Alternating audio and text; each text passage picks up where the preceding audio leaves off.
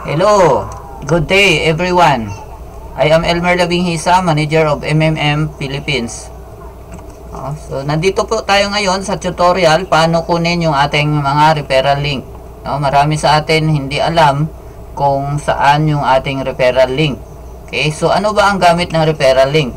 Ang referral link, ito ang ginagamit para mag-sign up yung ating mga referrals. Ito yung ibibigay natin sa kanila. So paano natin kukunin yan dito sa ating personal office? So i-click lang ninyo ang my page. So ito yung lalabas.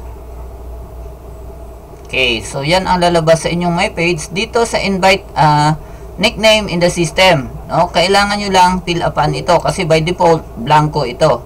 So mag fill up lang kayo ng any name na gusto ninyo na lalabas siya doon sa inyong referral link, inyong username or kahit ano na gusto ninyong mag-reflect doon. So sa akin ginamit ko lang ay yung aking pangalan, Elmer.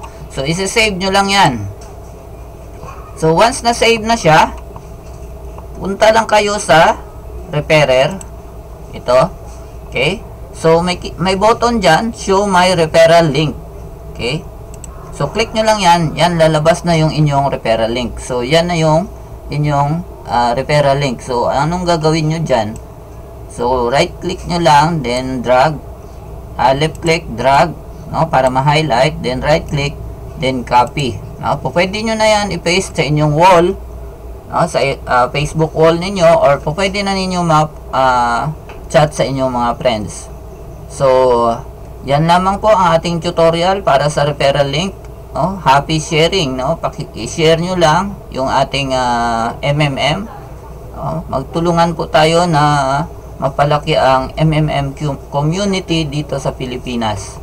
So maraming salamat, kita-kits sa susunod na tutorial.